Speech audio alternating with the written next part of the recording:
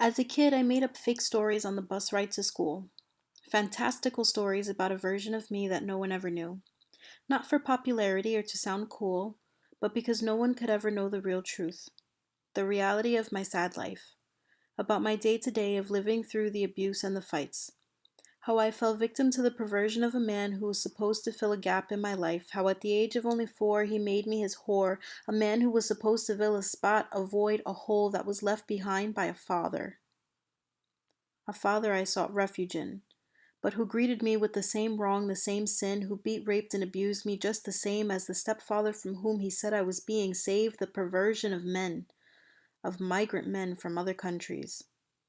who come over here to steal our wives and our monies and treat our women with violence and abuse, or at least that's all we see on the news in this great country of differing views demonizing anyone different from what we're used to, different from our pale white skin and matching pale societal cues, America.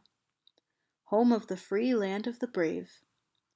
I pledge allegiance to the flag in the terrible face of racism,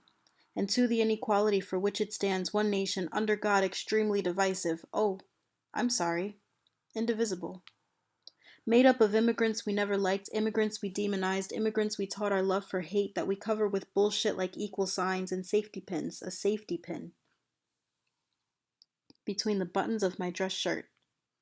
to cover the gap created by what makes me a girl, the breasts I didn't ask for, the breasts you can't stop staring at, as though I were of no more value than that because an attorney like me isn't an attorney like you, my brown skin making me inferior at what I do, or so you seem to think, along with the courthouse that thinks like you and gives me a hard time at security as though I weren't the same as the other lawyers walking in for a case. The idea that I am just as smart as you, just as intellectual, scares you more than the black person you say you won't discriminate against while you sit back and just watch the injustices happen and then walk into the courtroom with your big ass grin like you're there to talk to an old friend, the judge who looks at me and sees someone much less deserving of respect than you and your white representation. Oh, the perversion of these wondrous white men.